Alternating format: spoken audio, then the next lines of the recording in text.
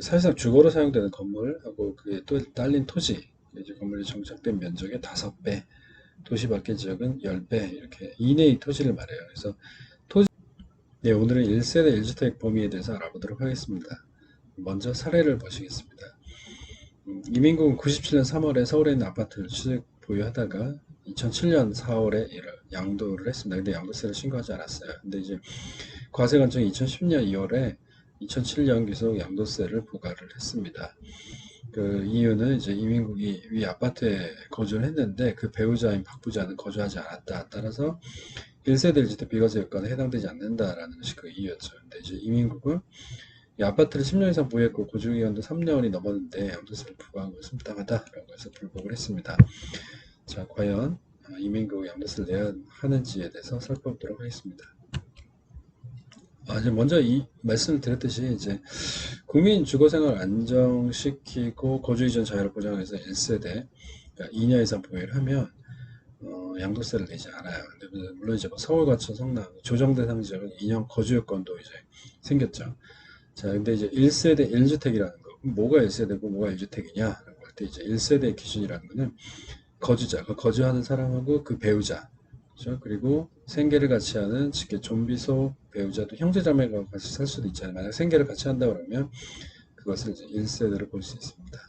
물론 이제 근데 세대원 중에 누군가가 이제 뭐 공부를 하기 위해서 지방인데 서울로 갔다 또는 서울인데 지방으로 갔다 뭐 이런 경우 한 명이 그 지금 거소를 일시 퇴거한 경우에도 1세대에 포함을 시킵니다. 따라서 이제 뭐 그 지방에 집이 있는데 서울에 한 명 가가지고 그 이제 공부를 하기 위해서 취학을 위해서 이제 갔는데 거기서 뭐 집을 명의를 취득했다 그러면 이제 그것도 이제 1세대가 되기 때문에 각각 세대가 아니고 1세대 만약 2주택이 되는 게 그렇게 되면 각각 이제 다른 도시에서 집을 취득을 했지만 같은 세대를 보기 때문에 예, 그렇게 되는 것이고 근데 이제 물론 독립된 세대를 이제 구성할 수도 있어요. 그 경우에는 원래 같은 세대원이었다가 이제 뭐 결혼을 해서 세대 분리를 한다든가 또는 이제 뭐 직장에 나아가게 돼서 이제 돈을 벌 수 있게 돼서 독립적인 생활이 가능하게 된 경우 30세 이상 또 이제 배우자가 없어도 이제 그런 경우에는 1세대로 볼 수가 있습니다. 자, 그러면 이제 1세대는 이렇게 되고 1주택은 무엇이냐?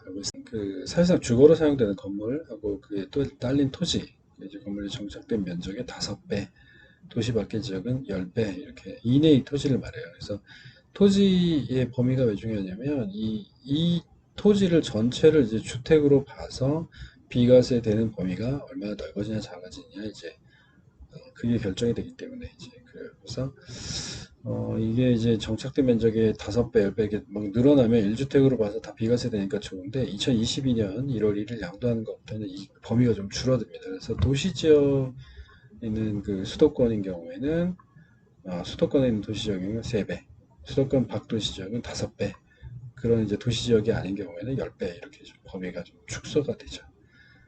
다가구 주택도 있잖아요. 다가구 주택은 전체를 1주택으로 보는 게 아니라 원래 가구별로 이렇게 1주택으로 보는데 만약에 가구별로 분양을 했다면 그렇게 되는데 가구별로 분양하지 않고 하나의 매매 단위 그러니까 전체 그냥 다가구주택 하나로 매매 단위로 해서 양도하는 경우에는 이거를 1주택으로 본다는 거죠.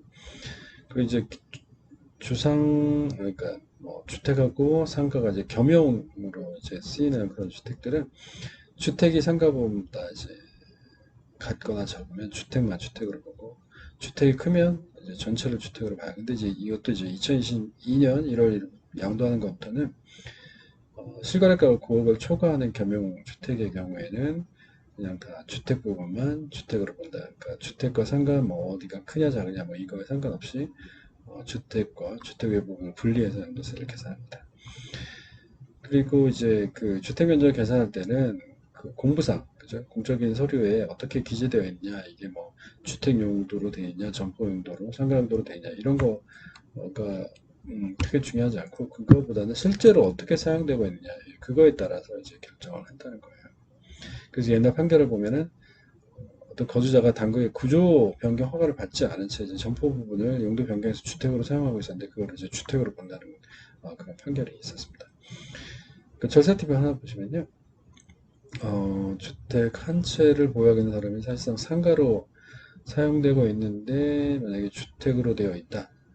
그리고 또 다른 주택을 하고 있다. 그러면 그 공적 자원배상 용도를 그대로 이제 상가로 정리해 놓는 게 좋습니다. 그러니까 상가로 이용되고 있지 않은데 주택으로 되어 있는 왜냐면 이렇게 되면은 1세대가 2주택을 보유하는 셈이 될 수 있잖아요. 그래서 근데 이제 뭐 실제 용도가 더 중요하다고 했으니까 그러니까 이거를 그냥 상가로 이용할 거다라고 하면 그냥 상가로 바꿔놓고 주택으로 진짜로 이용하는 거다 그러면 주택으로 해놓는 게 좋다. 그러니까 만약에 실제로 상가로 이용하고 있는데 주택으로 이제 기재가 돼 있으면 이 사람은 1세대 2주택자가 될 수도 있잖아요. 그죠? 일단 공부상으로는.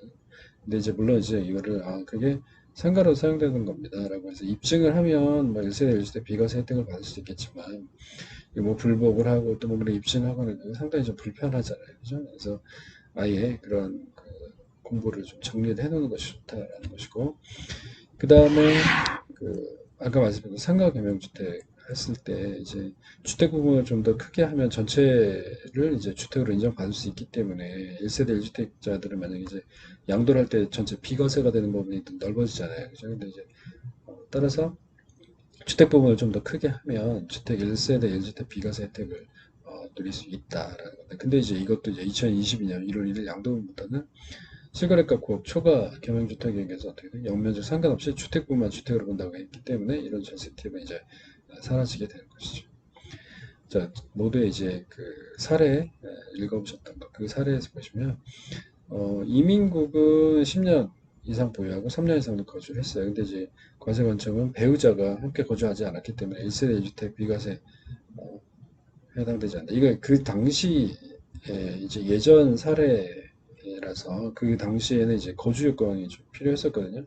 지금도 물론 조정자 상지 여기는 거주 요건이 필요한데 그래서 이제 거주 요건이 필요하던 그런 법령이 적용되던 시절에 거주자 그 지금 이 양도하는 양도자와 그 배우자가 같이 거주를 했었었는데 배우자가 거주를 하지 않았기 때문에 1세대 1주택 비과세 혜택을 적용해 줄 수 없다라고 했었는데 법원은 배우자는 사실만으로 1세대를 구성하는 것이기 때문에 1세대 1주택 비과세 혜택을 받을 수 있다라고 판결을 했습니다. 따라서 이민국은 양도세를 낼 필요가 없었던 것이죠. 예, 이 사례는 지금하고 지금 법령하고는 조금 정확하게 맞지는 않을 수는 있어요. 그래서 그냥 이 판례에서 이제 배우자는 사실만으로 이제 1세대를 구성한다. 이것만 알아두시면 되겠습니다. 네, 감사합니다.